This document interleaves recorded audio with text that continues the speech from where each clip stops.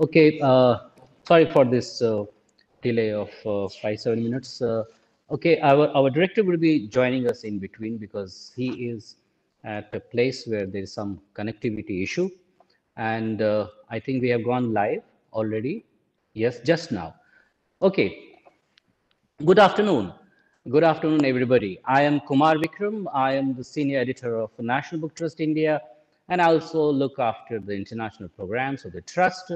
And welcome to the New Delhi World Book Fair, the virtual edition, which has been going on since 6 March and it will end tomorrow, the 9th March. And as you know, we all have been, interacting with each other on virtual mode in much greater way. There has been a paradigm shift in the last 1 year due to the pandemic. But today, the topic is a bit different, and we thought of having a discussion on it because every year in the book fair and also at some places we have been organizing thematic book exhibitions based on the theme of the book fair. For example, in 2008 we had an international rights exhibition of on the books on and by Mahatma Gandhi. We also had a thematic exhibition on books on Indian cinema to commemorate the 100 years of Indian cinema in 2013. And we have been trying to juxtapose different themes with the world of books. For example, once we even had exhibition on books on sports and books for special leaders, sometimes books on environment, and so on and so forth. So in the last, 2 decades, there have been special exhibits, and we come out with a rights catalog based on these. And that's our part. That's what we do as a, I would say, national body for book promotion. But there are other, cultural and literary agencies who come out with these thematic expositions, whether it is based on, focused on one author or based on focused on one theme. And what are, I would say, the different motives that, with which different agencies do that, and in order to connect with a wider literary world and the book world. In that context, we are having a discussion here, a really distinguished gathering of eminent panelists here. We have Ms. Tanishka Kachru. She is an associate senior faculty in communications design at the National Institute of Design, Ahmedabad. And that's the national body of designing of Government of India. And her practice includes curation and cultural living heritage. Tanishka's research interests are in the areas of design histories from post-colonial perspectives, digital heritage interpretation, and discourses of curator with Nilima Hasiza of Center and Beyond, an ongoing exhibition that presents 50 years of ceramic and glass design at NID. So we have had a very good collaboration with the National Institute of Design, and I would like to first start with Tanishka Kachru, to give us some kind of perspective into the entire space designing and the aesthetics of thematic exhibitions, especially related to literature and books. And if you could also share with us what kind of planning and what kind of objectives and what kind of outcomes that a designer is looking for through such expositions. Tanishka, over to you.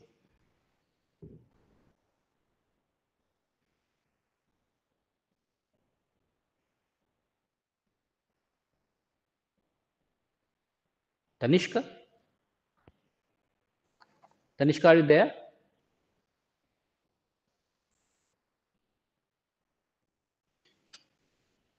Hello, Tanishka? I think we have lost connection with Tanishka. So let's start. I would rather move on to Mr. Ramesh Mittal ji. I hope, Mr. Mittal, you are able to hear me. I am able to. I am able to Okay, hear you. thank you. Mr. Mittal is one of the stalwarts of Indian publishing.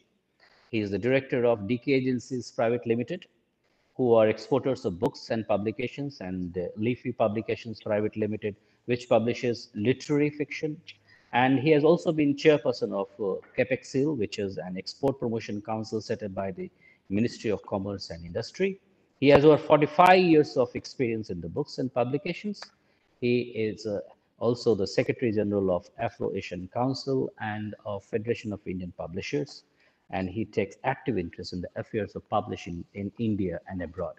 Mr. Mittal, your take on the topic. Thank you, Vikram. Good afternoon, friends, and a very good morning to Simon. It's pretty early morning there in Canada, I believe. So it's indeed a pleasure to discuss about the role and contribution of thematic book exhibitions in the promotion of content and ideas. I hope you are able to hear me. Hope you are getting me. Yes, we are getting you. Okay. Book exhibitions of all sorts have been happening, some without any theme, a lot, many representing one or the other themes, which may be a country in focus, a topic subject to be specially represented, an author to be represented, a topic subject based on an ongoing conference, and the like. It could even be a language specific exhibition. It was in 1986 that Frankfurt Book Fair showcased India and Indian publishing. This move was followed by India getting focused in several international book fairs across the globe. One of the major benefits of these country-focused events has been that Indian publishing slowly got a good recognition throughout the world, which has added to more amount of business, not only from India to the world, but also vice versa. This has also resulted in an increasing number of copyright agreements between Indian and foreign publishers, both ways, and translation of Indian literature into foreign languages and foreign literature into Indian languages has also picked up. Topic-based book exhibitions have also played a vital role in the development of book industry and the involvement of readers with the said subject. NBT this year has National Education Policy as its theme, which is quite attractive and most topical today because majority of students, parents, and educationists are willing to understand the new policy which is under implementation. Themes like Mahatma Gandhi 150 years, Sarva Shiksha Abhiyan, Digital India, Skill India, and literature and cinema have been promoted in the recent years together with seminars, discussions, and new book releases, leading to a whole lot of information dissemination among the public. Such themes help publishers to be more creative in developing new ideas on how best a book can be produced on a certain topic or improve their publishing skills. Authors visiting such exhibitions make note of different micro level topics associated with the main topic and they get encouraged to write something new which may not have been represented through the books exhibited on that particular topic. Readers and audience get to know the maximum of the topic under discussion and exhibition. Besides thematic representations through book fairs, book exhibitions also take place during some of the conferences such as Indian Science Congress, Indian History Congress, Indian Library Association Conference, and many more. Sorry. These have helped publishers in showcasing their relevant products learning about new topics worth publishing, and meeting scholars with similar interests. Like the New Delhi World Book Fair, which began in 1972, I recall the first World Sanskrit Conference held at Vigyan Bhavan in the same year, which had a Sanskrit book exhibition too. And now, wherever the conference is held across the world, Sanskrit book exhibition takes place coinciding with the same. This has contributed a great deal in publishers introducing their products and scholars reaching out to them regularly. Similar exhibitions do happen during Vishwa Hindi Sammelan and the like.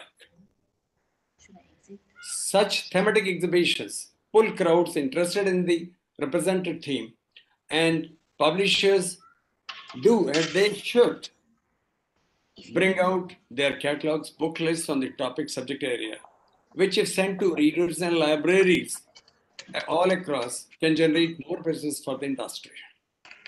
National Book Trust has been contributing a lot through these thematic exhibitions by bringing out special theme catalogs from time to time. I am of the opinion that thematic presentations help grow reading interest among the public. Thank you so much. Thank you. Thanks for your introductory remarks, and we come back to some of the points that you have raised. And of course, you're one of the stalwarts of our publishing. We talked about the first Sanskrit, convention held in 1972 itself. Yeah. Tanishka, I hope you are in. We wanted to start with, yeah. I hope you can hear me now. Yeah, I can hear you. Okay. Yeah. I apologize for some audio. No, it's fine. Because I wanted to start with you only because you have been, you have all the concepts and aesthetics with which you work with putting up thematic exhibitions and expositions, and I would say that your job is such, and your inclinations are such that you go at the, I would say, at the primary constructions of such exhibitions and concepts. Can you please give us a kind of a run through how such exhibitions are planned? What are the theoretical aspects of it, and what outcomes do you, as a designer, you wish to achieve through thematic exhibitions, especially related to books and literature? Thanks, Vikramji. Yeah, as a designer, we have now been working with the National Book Trust for past few years, and it's been a pleasure to design and present the Guest of Honor pavilions in Abu Dhabi in 2019 and also in Guadalajara same year. And that experience actually of one of the most important things that for a designer is the audience that you're presenting to. So we really start with thinking about, who is our audience? Who are these people who are going to visit this thematic exhibition? What are they looking for? How do they want to engage? And if they don't really know anything about the theme that we are presenting, they have no prior knowledge of it, then, how do we engage them? So really the starting point for a designer is to think about the visitor and the visitor experience.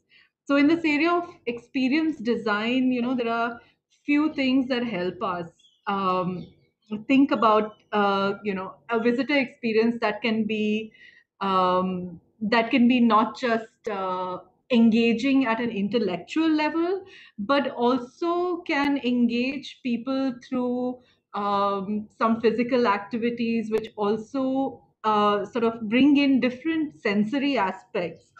Because one of the most amazing thing about book fairs is that the audiences can be of all ages, from a little one 1 or 2 year old child to very experienced people.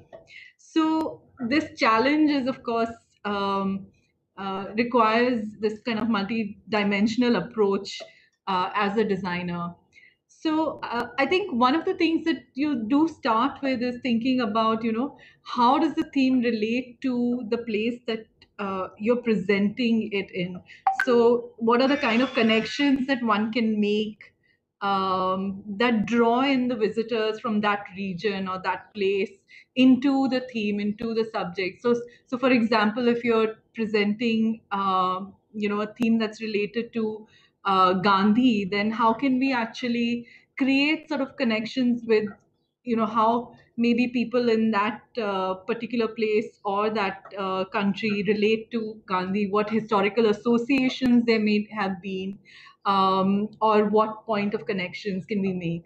One of the ways in which I can give you an example, we try to do this is in which we haven't presented yet for the Livre Paris, that is, which was supposed to take place this year now, is to look at the exchange between Gandhi and Romain Rolland. And I mean, it's so you work not just at a level of, thinking about the form, but also the content. But that said, the form is equally important. How in today's day and age, when people expect, are used to immersive experiences, how do you engage an audience which, is used to going to IMAX theaters and being dazzled by all kinds of technologies with this, this form of a book? And of course, the book itself is now available in so many different multiple multimedia forms as well. So this audience that is now used to these immersive experiences, how do you create forms that engage them and yet keep the book and the in the focus, right? That kind of sensory engagement with it. So I think the form in which you sort of present the theme to create that interaction and engagement is also really, really important for us. And one of the things that I think, one of the challenges has, most interesting challenge in fact, has been in terms of doing thematic exhibitions internationally, has been that there are all these ideas about India that people hold, as we all do about different countries.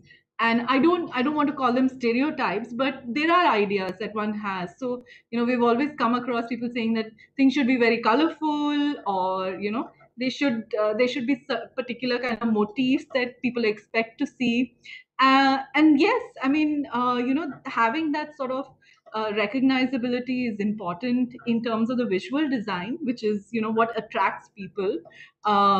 But at the same time, also bringing in, I think what the theme does is to allow to bring in new interpretations, new nuances that can help people connect to, say, India through these different routes, and not be repetitive of the ideas and the representations that are already in circulation and formed in people's minds. So the theme really allows us to do that. And one of the lovely examples I can give you is in Abu Dhabi, when we were able to do this timeline of reading places, different from Nalanda, ancient Nalanda sort of university as a place for reading and contemplation, where this sort of activity would have taken place, to the current day digital form of reading in public spaces. It became a beautiful visual sort of journey, and introduced people to a kind of a historical timeline, but also a diversity of how one can show the activity of reading in our country, which has huge geographical sort of diversity, and also historical diversity. So for me, that I think that's the exciting thing from a designer's point of view, is how do you use the theme to create this audience engagement.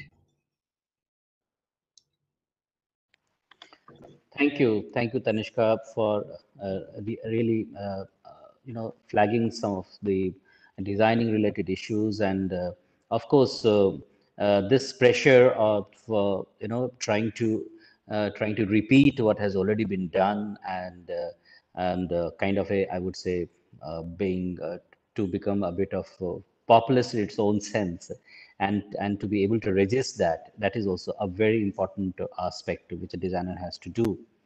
Uh, our uh, uh, director is connected, but he's traveling. Uh, so I think I will move on to the next speaker, and so that he can give his inputs after the next speaker. Uh, we have Mr. Simon, one of the stalwarts of I would say global publishing, and I have the pleasure to invite you, and to I'm very thankful to you for agreeing to be a part of this session. He is a holder of a McGill Baccalaureate in Education. He taught from 1986 to 1997 in the Lower North Shore, in Nunavik, then in Montreal. He was also an uh, just a minute, I'm very sorry.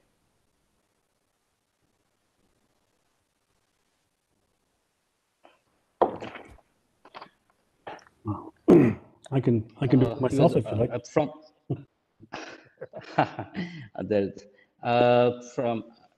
from 2009 to I actually I'm the problem is that the print that I'm having is cut on the edges.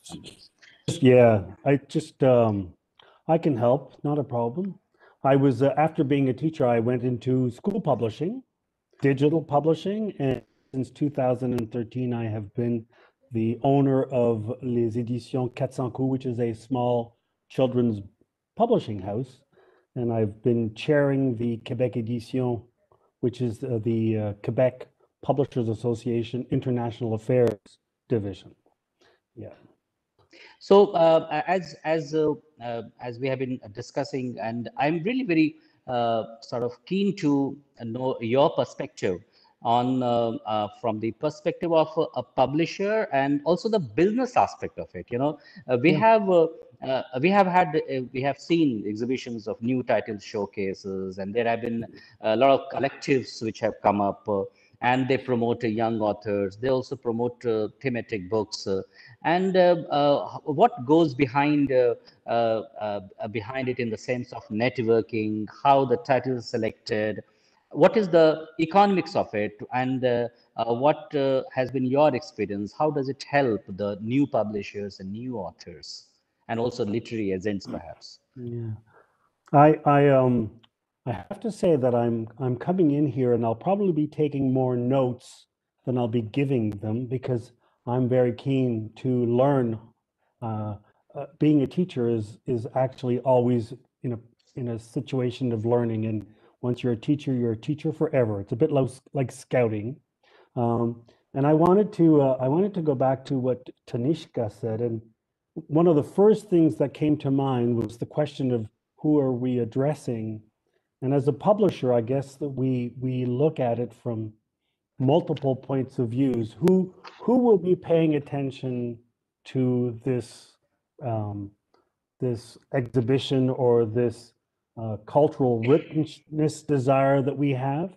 I mean, what Ramesh and Tanishka have been talking about is ensuring that others know more about who we are so that we can compare similarities and differences.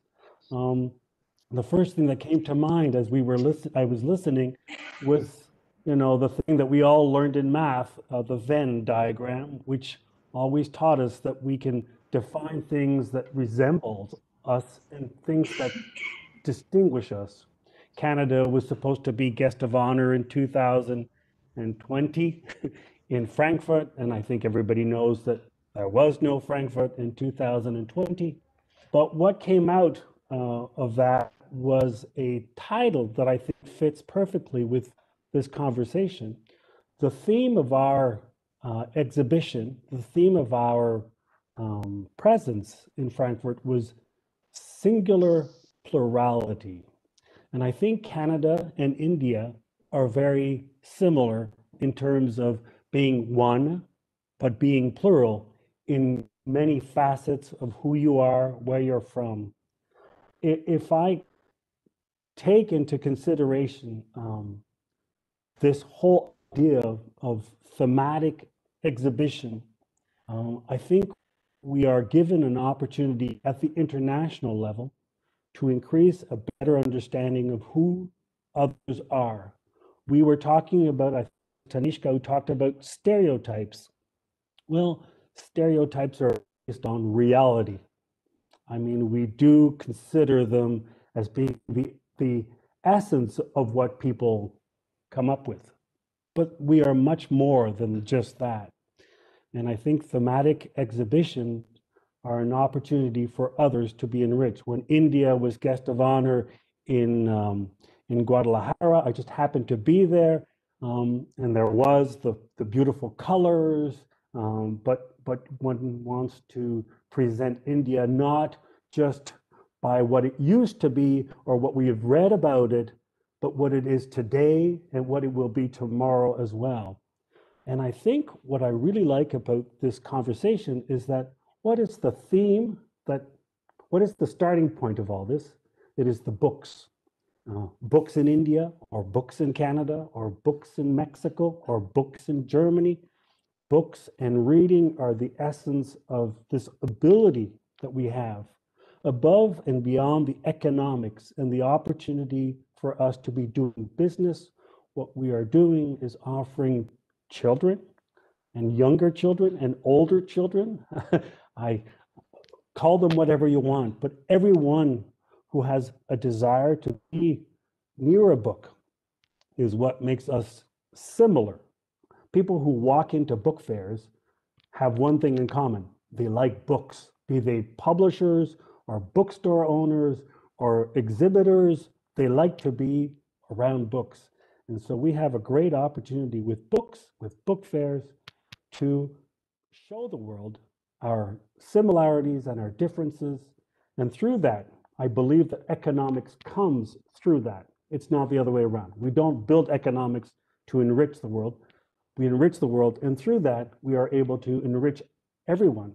I hope one day we are able to have a structure that will ensure that countries where publishing is a struggle, an everyday struggle, for economic reason, for political reason, that will be an opportunity for us to enrich the words to have a true democratic world.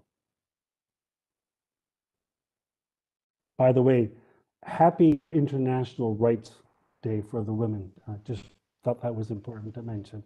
A great theme to discuss, by the way, women and publishing. Thank you. Thank you. Thank you. Yes, there were a lot of points that I would like to take up once all the speakers are given their first views. I have a better printout, and it's my duty, and I will fail in my duty if I don't read out the complete profile. Holder of a McGill Baccalaureate in Education, Simon taught from 1986 to 1997 in the Lower North Shore in Nunavut, then in Montreal. He was also an education consultant in cooperative learning for 2 years, from 1997 to 2009. He worked in large publishing houses such as Boschemine, Duval, and Nelson. From 2009 to 2011, he was Vice President Education at DeMarque, where he managed relations with French language school partners in Canada and in Europe. With more than 30 years of experience in education and publishing, Simon de Jocas continues his commitment in these affairs today by leading the management to La Editions led 400 Coups, which he became the owner of in February 2013, as well as the role of president of the Quebec Edition Committee that he has occupied since September 2016. Thank you. And yes, on the occasion of International Women's Day, we just had a discussion on women's writing in one of the very important languages, Gujarati. and in India. So we have been able to, cover that topic through that stream. I would now request our director, Mr. Yuvraj Malik, to kindly give his inputs. And he is the director of National Book Trust, which is the national body of book publishing and book promotion under the Ministry of Education. And he has a varied experiences, including a stint at the UNO and other ministries like Ministry of Home Affairs. I would request our director to kindly give his inputs on this topic. Thank you so much, Vikramji. Very good afternoon, good morning to all the esteemed panelists. Mr. Simon, Tanishka ji, Vikramji, my all team. I was listening the conversation, but because of my unscheduled travel, I had to join a bit late. But I gone through valuable inputs we have got from all our esteemed panelists. See, the idea behind this futuristic outcome about this is for two things. We have to understand who we are, what is our role. We are publishers, so we can publish and put in the stores, and then things can go into the market. I feel that we all of us are into the profession of good content. We are the knowledge partner of the country. We are the knowledge partner of the society. We are the knowledge partner of the world, where we have to contribute in a manner wherein we are able to leave an impact, an impactful. Normal book fair. But last couple of decades, what NBT has done is that they have dedicated the entire book fairs to particular theme of the year. For example, last year we had a uh, book fair with the theme of Gandhi 150 years. So we were celebrating 150 years of Gandhi.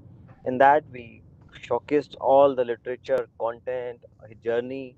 So what happened is you may not be able to go through all the books, but the thematic exhibition, the content build-up, the chronology, it leaves an impact. And that's where in that impact you pick up one leaf and that leaf becomes one book, one habit become a role model. That is the whole idea of thematic. And see, end of the day, after the exhibition, there's one moment when it comes, how did you feel? If you don't feel,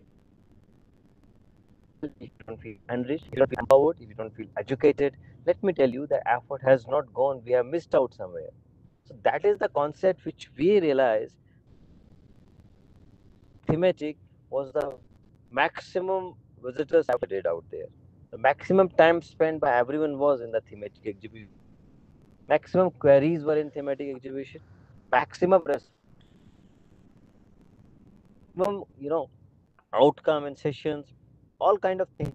The idea is something that gives you 360 view about any person, perspective, or a situation. Will appeal people, and if it will appeal, you will get the response. The same chronology we are planning in NBT, not only the Delhi book fair, we are having a good infrastructure in Delhi headquarters. We are going to create around the year thematic exhibitions on various important events. For example, on coming this year when we are celebrating 125th year of Netaji Subhash Chandra Bose, we are going to have a thematic exhibition into our auditorium in NBT and create two journeys parallel, one thematic exhibitions in photography and chronology, and second on all the contents available with all across the publishers to be under one roof and one umbrella where people come and feel and live that life in that one room. Similarly, in coming year in 2022 when India is going to be 75, we are already having India at 75 exhibition, how India has traveled last 75 years. We are also going to have a small thematic exhibition on 150 year of Shri Aurobindo. So the idea is whatever the society is undergoing, if we can put it into a canvas in a holistic manner, in a comprehensive manner, with a clear message and give some new dimensions and new shape, the idea is going to be received very positively. This is what we have experienced. Now, like we told, see, of course, what experience you get, what knowledge you get, and economy is also very important aspect of it. Not only the economy of revenue, but economy of knowledge. That aspect is equally important. We are into the knowledge economy society. We have to understand that we are creating a society wherein knowledge is the basic commodity. So coming up these 4 5 points, I personally feel thematic exhibition is the future. This is the way we can take the message to the people in a far better way. Yes, it requires extra effort, it requires extra resources, it requires extra energy and a very delicate planning. And suppose if there's no flow, you cannot get the impact. So this is the future. I feel these thematic exhibitions will be the talk of the town in days to come. And NVT, as a knowledge partner of the nation, is totally equipped, competent, and willing to take it ahead. And I invite all my friends and partners, if they have any suggestions where NVT can drop in, not only in India, India, Spain, India, France, India, Mexico. We are open with all the ideas. Our uh, you know canvas is absolutely blank. We can write any kind of script on it, provided we get good ideas and jointly we can take it up. Thank you so much, Vikram. Thank you. Thanks a lot, sir, for giving us that that macro context, because we are moving towards the celebration of the 75 years of Indian independence, and it's a major project, not only for publishing project but also the collaborative projects related to thematic exhibitions and expositions. And in that context, it's my pleasure really to invite Mr. Santiago Sanchez, because maybe 2 years back we did have a collaboration with the Embassy of Mexico, where there was a kind of a exhibition focused on the poetry of Octavio Paz, and that is also another kind of a thematic exhibition. And I'm sure Mr. Sanchez would be giving his viewpoints on that. He's a secretary in the Mexican Foreign Service, currently posted as head of culture and education attaché at the Embassy of Mexico in New Delhi. In his early career, he has worked as a researcher and editor. He has contributed to several online and print publications, as well as has been a consultant for international organizations such as the International Fund for Agricultural Development, the Inter-American Institute for Cooperation on Agriculture, and the Food and Agriculture Organization of the United Nations. Mr. Santiago Sanchez. Thank you very much. We are very pleased to always work together and have these discussions with the National Book Trust.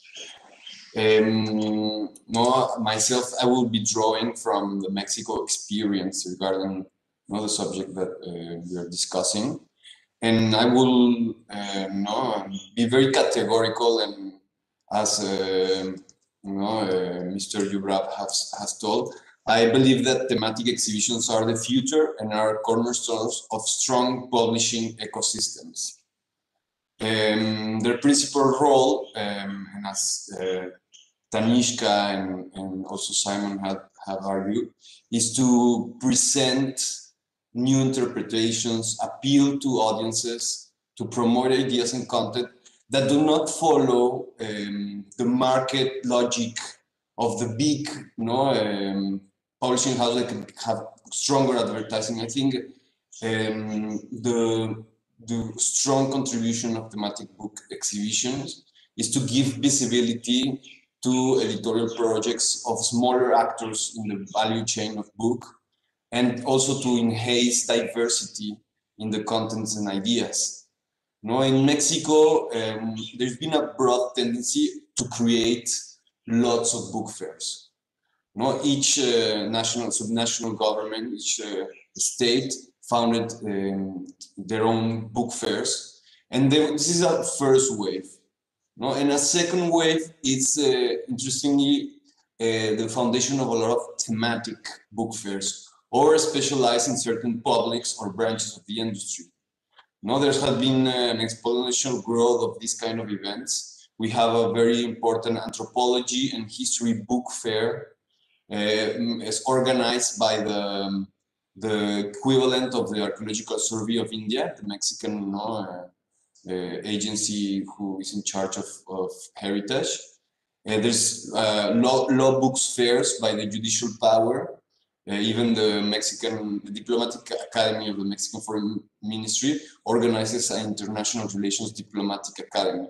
And this spread of thematic book exhibitions runs in parallel to a certain exciting period of development of the publishing industry in Mexico in the last 2 decades. Of course, this is something that the pandemic has impacted in a very strong way. But this idea of some publishers that defy the usual notions about people in Mexico not reading, not having enough bookshops, and simply began to publish important and innovative books. And what I think is this tendency has run in parallel with spread of thematic book exhibitions that not only run through these specialized book fairs, but for instance, and we had the amazing experience of having India as a guest country in the International Guadalajara Book Fair in 2019. And Tanishka also was involved, and you've noticed that within the book fair there are a lot of programs of very different nature, and this goes from science dissemination to poetry. It's very diverse, and that's why I think that thematic book exhibitions can run like a drive, a tool to to enhance this diversity within the publishing ecosystems. Perhaps this first remark I will say, I will keep it short, but I'd be happy to share a few insights from perhaps more detail on the Guadalajara Book Fair. We also have a very interesting International Children's and Youth Book Fair that's been running since 1981. So they have a lot of experience, and it's a very important gathering, and of a community, and also resonating with what Simon said. The book community in Mexico, and I think it's extensive, and especially the children book community is composed by a lot of women with a lot of experience in publishing, and and I think also this has to be as today is the 8th of March, something that has to be also mentioned and also create awareness about this. We have another international, well, I told you this Anthropology and History International Book Fair, and that's very interesting because it has become the encounter for literatures in indigenous languages of Mexico. We have Spanish, which is the most spoken language in Mexico, and we have around 62 indigenous languages that also have their own literature. Not all of them, but it's not direct. It's an anthropology and history book fair that becomes the center of indigenous literature, and I think these dynamics are very important. So I also as Simon said, I'm learning from you, and these are some interpretations that I've been drawing from my own experience, but I'm sure that we can discuss further. Thank you.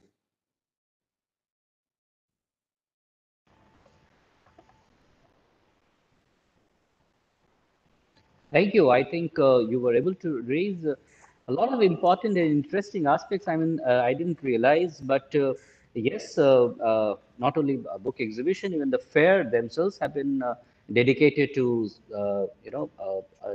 maybe the kids book fair, or those related to anthropology, or those related to, even in India, there are book fairs which are, I would say, language specific. In that context, I would like to ask Mr. Simon, from your part of the world, I mean, there has been, other than a children book fair, there's also been a concept of art book fairs and all.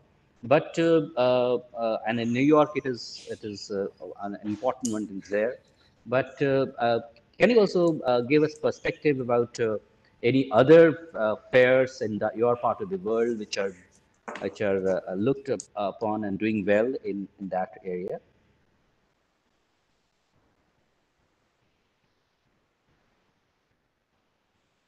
The sound on, you can probably hear me better.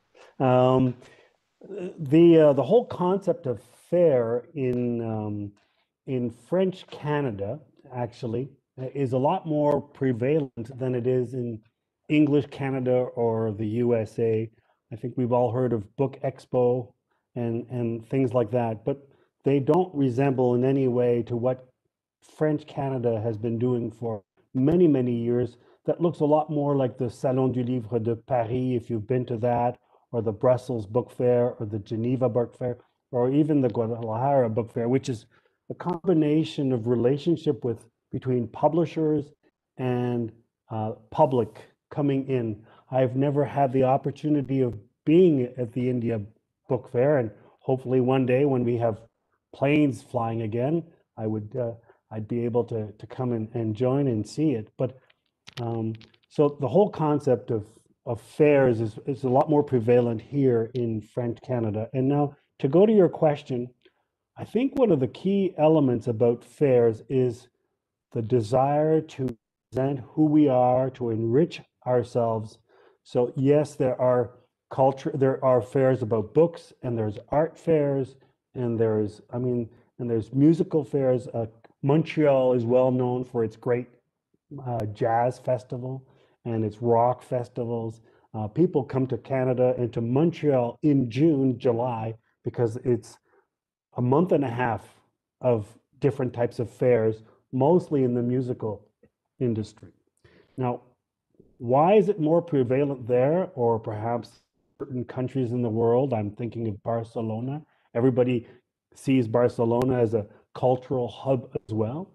Well, because maybe there's a desire to enrich the world of what we have as in terms of culture, be it art, be it literature, be it music. We are proud of it, and when we are proud of it, we wanted to show it to the world. We want to show it to the world by going to the world and showing it to the world, and we invite the world to come and see it in our home because we are proud of what it is. Um, I mean no disrespect to the US or to English, but it's like a big melting pot where there's been sort of a loss of what is cultural identification. We are a lot, I think, it's a lot easier for us to talk about our culture and about the pride behind a culture than it is for perhaps an English Canadian. And that's the fact that there's 330 million US citizens right next door who speak the same language, who sort of swallow up everything. And that's an important element that I just want to bring up because we have France, we have the US, we have the UK, we have countries that dominate technology, the media, and can define what culture will become. And hence, the role of things like what Tanishka is doing or what you are doing are key in the survival of culture and its fullness. I think that's the only way we can make sure that it doesn't die. Too many countries and too many cultures have disappeared, be it in the Mexican area, be it in Canada with the First Nations. We need to do work together. Again, literature is a great point of connection. Yeah, literature is a great point of connection, and in fact, I was quite.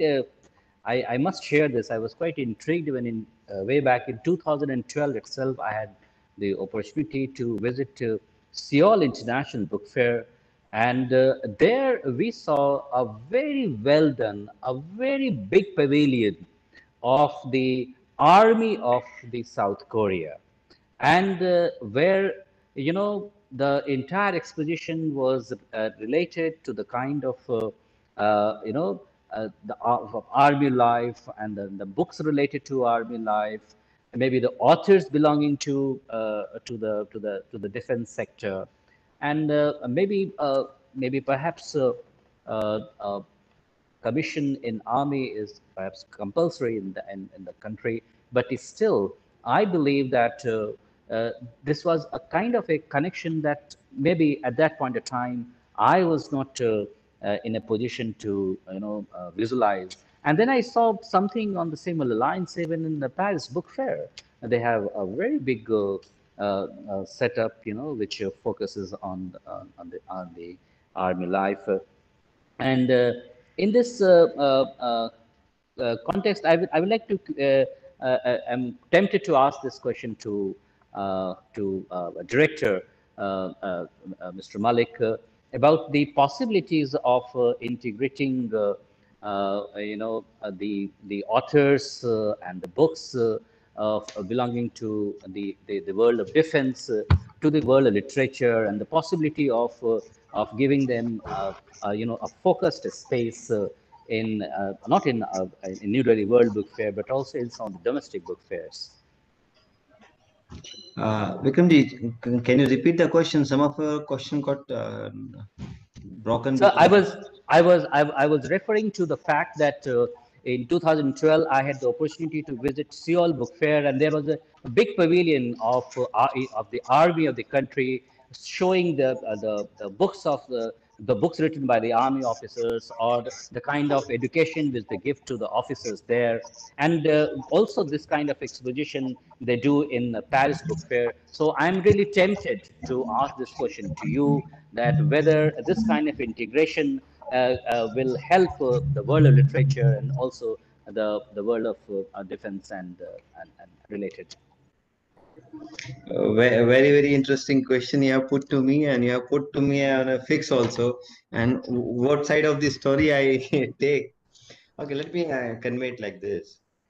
Army is a very important institution. In fact, all armed forces are very, very important institution. And if you take two oldest profession of the human mankind, that army is one of those two.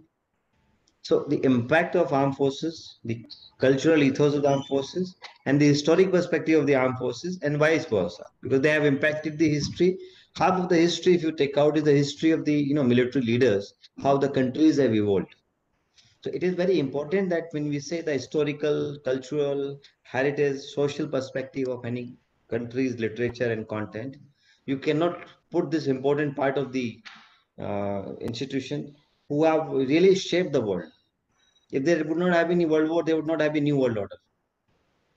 If there would not have been armed forces, there would have been a chaos. So they are very, strategic, restrained forces.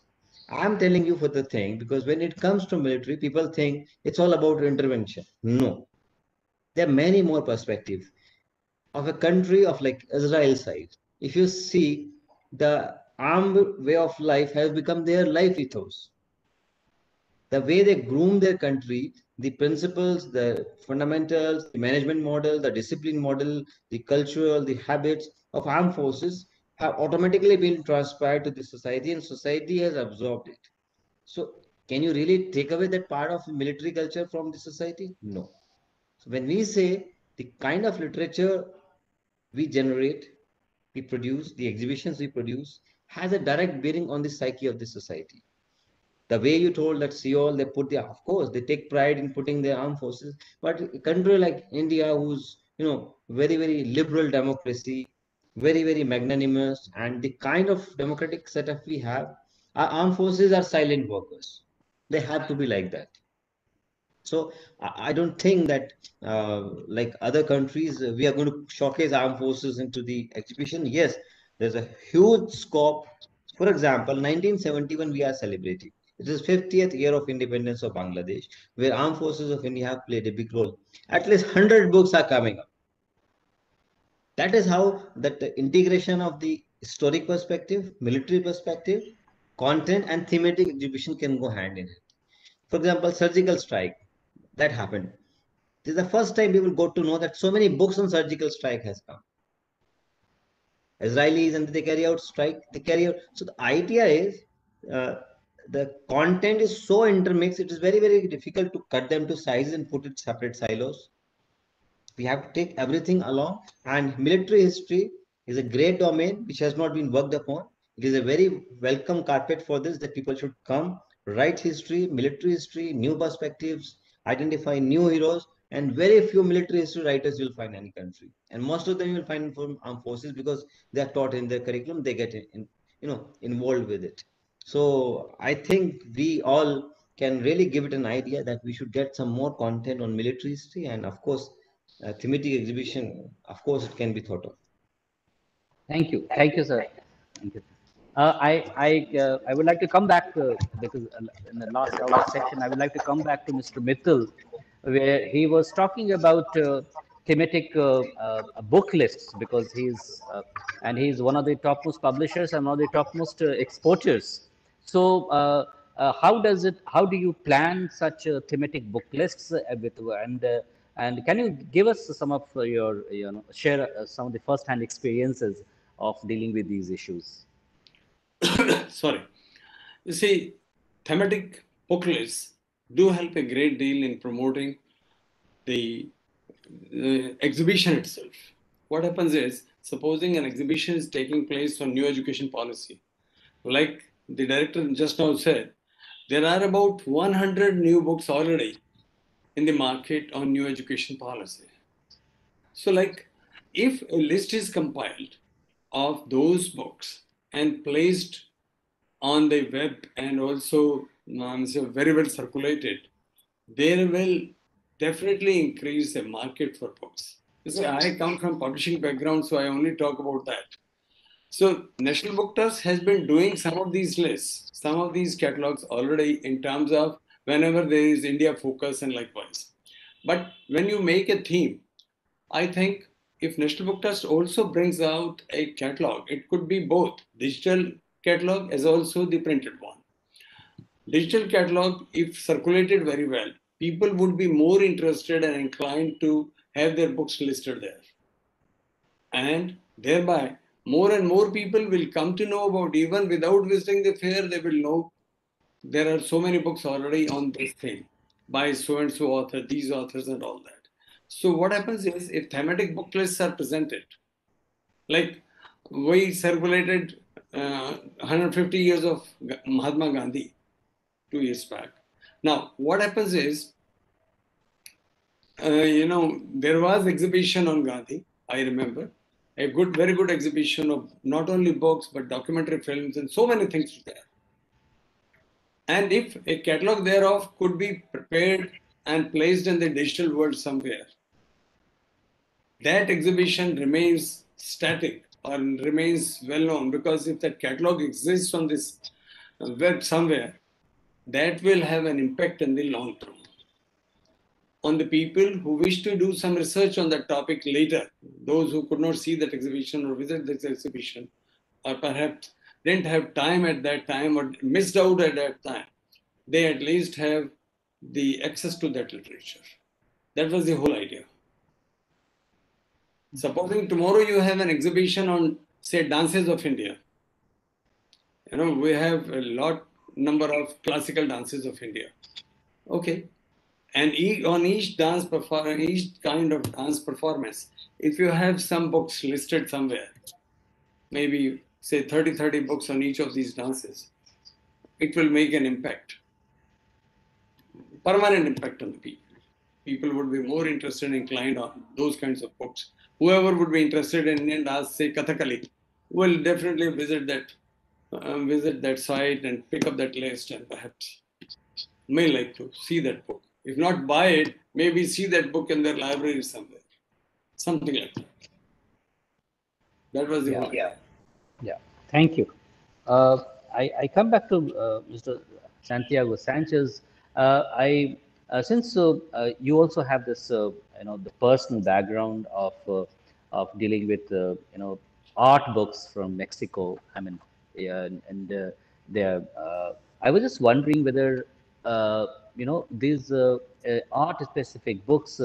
How do you assess the its market in Mexico, and is it only addressed to the people who appreciate art, who are into the world of arts, or it is meant for general readers? And do you also have some focused exhibits for that? Well, yes, as Mr. Ramesh was saying, no, and this comes from different parts of the world, no, like when important exhibitions are shown, no, in our museums, a catalog is needed, no, that's something that, no, makes a part of the effort as such, no. Of course, this means that usually there is some sort of funding from government institutions if it's a public museum, and well, no, it's hard to generalize, not to have a general perspective on books of art. But it is usually possible by associating, it could be either an exhibition or it could be about the art of a city or an aspect of handcrafts. If you associate with either a university or companies, the private sector, that they buy for their networks of clients, providers, no, so it's a very irregular market. I wouldn't think that people go to bookstores to find art books. Of course, there are some people, but it goes more in securing a big sale for not the short term, and making available the rest of the prints in a very boutique specialized bookstores. So there are some studios, design studios, and publishing houses that are specialized in this kind of books, but it's not the broader tendency, or they don't no. My understanding is that it's still very niche, very in a small scale.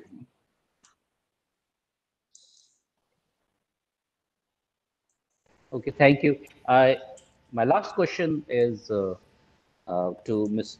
Tanishka Kachru, because we have not, we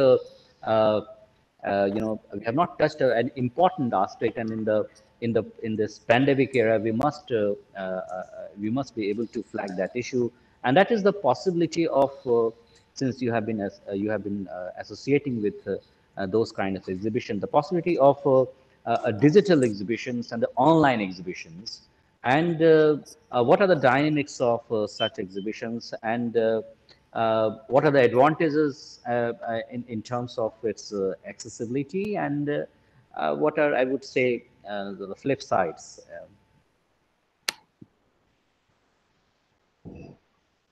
Yes, very topical, and something that I think everybody is thinking about. What is the future pointing towards?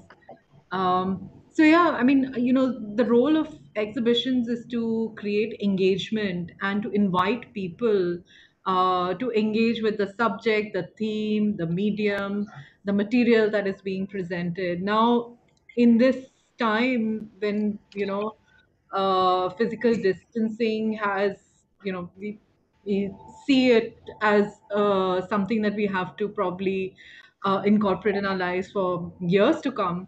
One of the things that we have been experimenting with is to sort of create a hybrid experience, and because we do still crave for tactility. So in fact, we've been using this technique of creating virtual tours of actual events. So the events are sort of controlled and have limited physical audiences, but can be sort of accessed digitally through virtual tours. And the virtual tour sort of format also allows an interaction between content which may be physically in space but can also be added digitally. And in fact, I must tell you that recently I visited a fair, a very specialist kind of publishing event, especially for photo books, which is running out of California, I think. Maybe Santiago may know what I'm referring to. I've actually forgotten the name, I'm sorry. It was done so engagingly. There was a mix of live events and virtual events, and a lot of content that was available in a very engaging way online. So there are a lot of there are many experiments, I think, that are being made world over right now, and including virtual reality. How do you create immersive content for audiences? So this is something that people can now. Um, Being home, you can actually still have an immersive experience through a virtual reality VR headgear, or even augmented reality. And there's also fun ways of interacting with books. We've seen that already in many fairs, actually, book fairs, people using AR. But yeah, I don't think um, the excitement of being physically with people in a space is something that's going to go away. We do crave it, but possibly I see the future as something which is more hybrid, so that those who need to be safe, who need to be distant, and can also access live events. Yeah. Yeah, thank you. The future looks to be hybrid. Yeah, that's the way forward. And before I close, any of the distinguished panelists, if they would like to make any point. But I think we have been able to discuss a spectrum of issues, from the art books to the children specific books, to the military field books, to the anthropology, and we hope to find further avenues to discuss it further, and for maybe a possible collaborations. I'm really, really thankful to all my to our panelists again, Ms. Tanishka Kachru, Mr. Ramesh K. Mittal, Mr. Santiago Sanchez, Ms. Simon the Jocas. I think you right in the morning we have been able to wake you up. I'm very, very thankful to you for joining us, and our director, Mr. Yuvraj Malik. Thanks a lot for being with us. Thank you. Thank you. Thank you so much, all my esteemed panelists. Thank you so much for spending time with us. Thank you.